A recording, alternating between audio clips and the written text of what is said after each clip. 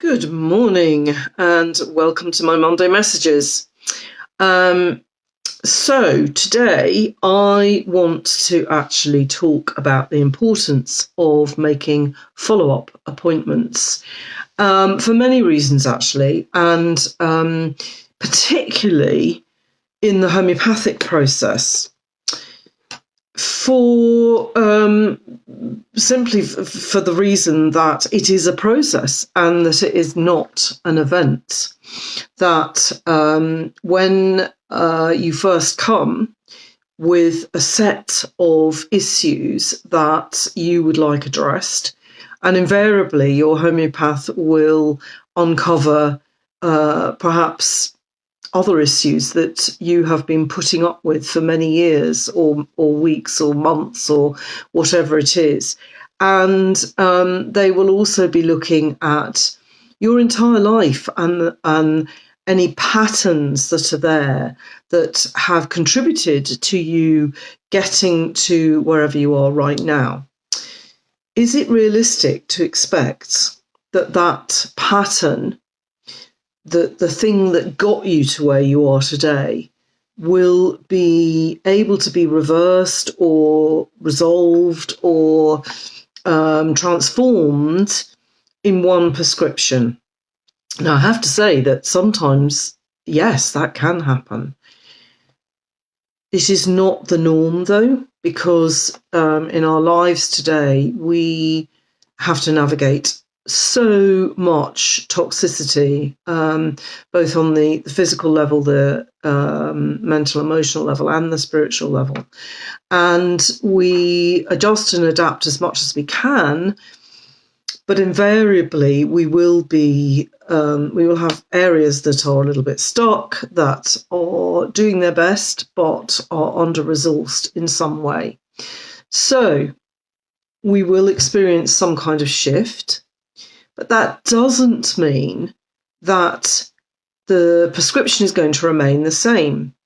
I get requests from people who don't really understand homeopathy, have maybe started trying it for the first time and are still in an allopathic way of viewing both health and dis-ease. And their expectations are that when you've found a remedy, that's what you stick with and that's what you use for everything because that's my remedy. And that's not the case. When we are prescribing homeopathically, we are prescribing for and based on whatever your totality of symptoms are at the time. So the state that you are in at that time. Now, when you resonate with that prescription and you come back, your state will have changed. Invariably, it will have changed.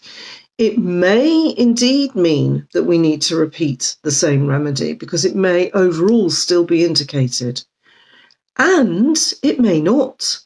It may mean that at the very minimum, the potency needs changing, the number of times you take it needs changing.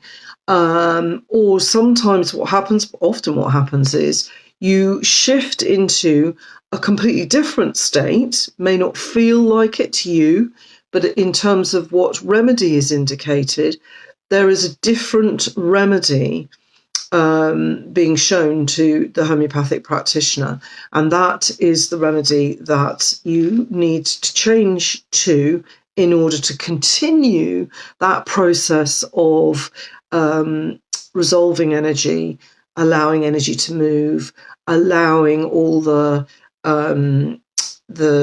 benefits of that moving energy to really experience optimum physical health, mental, emotional health, and spiritual health, and to feel fully integrated and able to make your own transformations.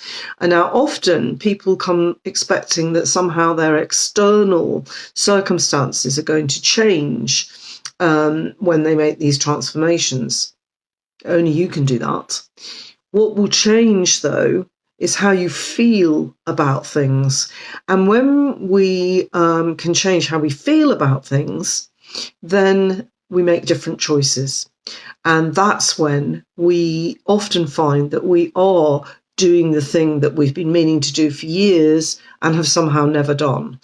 We are starting new relationships, ending relationships, making decisions about our employment, even our clothes, or we start to eat better, or we drink more water, or whatever it is. Those are the things that often get discounted when somebody comes back and I ask, so what's changed? And often, I lose track of how many times I've heard the phrase, well, Rebecca, nothing's really changed. And when I go through my notes and I say, oh, okay, so that headache is still there, it's only then that some people realise, oh, actually, no, I haven't had any of those headaches, come to think of it. Oh, and now you mention it, I'm sleeping better. Oh, and actually I've handed my notice in. Oh, and I actually said no to, my friend or my husband or whatever, something I would never normally do. All of those things can get lost when we're not paying full attention. And we are experts at not paying full attention because we very seldom stay in the moment. We very seldom allow ourselves the time to pause and to look back and go, okay, how was I when I first went in to see Rebecca? And how am I now, 6 weeks down the line, 4 weeks down the line, whatever it is? What's changed? Is it that the volume on things, the intensity or the frequency has actually got far less? It may be it's easier to just go, oh, it's all still there. My headaches are still there. And when you say, okay, so what's the intensity and the frequency? And, that's when you realise, well, actually, yeah, it used to be every day, but actually it's more like once every 3 days now. That's a change. So it means that for the practitioner and for you, you have a marker, you have a way of measuring the progress that you're making on your journey, the shifts and the transformations. It means that energy is now flowing, and often where it hasn't been flowing before. And we can miss that when we're not paying attention. And we all lead busy lives, so it's very easy to do that. And I can be guilty of that myself. So having somebody who is not involved in your daily life, who is not in your skin, literally, who can ask you the right questions and enable you to acknowledge that you are on that journey and that you are heading wherever you want to head, is really, really important. And my own perspective is that leaving follow-ups at the beginning longer than 4 weeks is not really helpful, because 4 weeks is a long time to remember everything unless you're really good at recording stuff, which some people are. Things get forgotten, things get consumed. Also in that time, significant changes can happen and we change state, we don't know it, and actually the remedy isn't really appropriate anymore. So there's no point in you taking it for that long sometimes. So that's just a kind of call for you to prioritise follow-ups and not just think that you're booking a one-off appointment. It's very seldom a one-off appointment. And actually, for me, I would be thinking always in terms of a packet of 3, basically, because then you are much more likely to really experience transformational changes to get that energy moving and to experience the results of them, because that's very important too. Is now I'm feeling more vibrant, more healthy. What am I able to do now that I couldn't actually do, a month, 6 weeks ago, whatever it was? So it's making that commitment to yourself, really, that you're going to not just do the initial appointments, but continue with regular follow-ups. Now, I'm not trying to say to you that you have to do this forever and ever. You absolutely don't.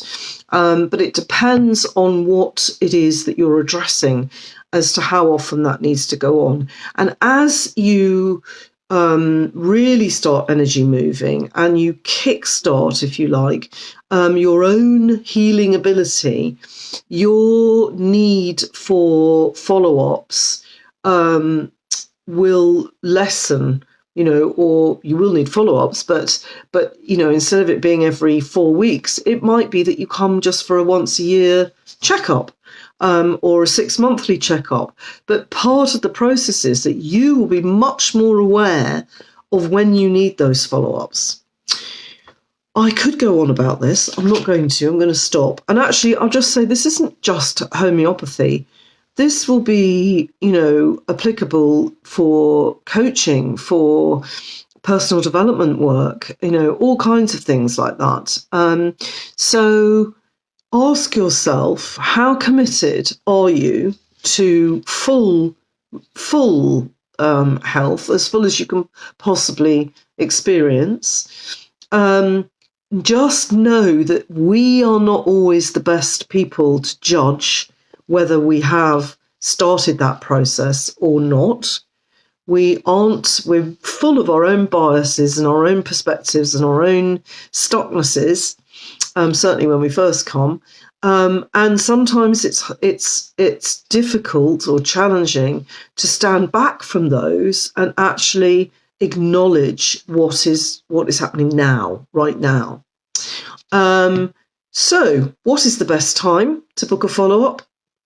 At your session, at your consultation. You can always change it if for some reason the diary gets in the way, but it shows a commitment to the process rather than thinking that this is a one-off event. And you deserve that. So that's just a reminder of that. Thank you so much for listening and watching. And as ever, I value your comments, so do let me know your thoughts on follow-ups. Thank you. Bye.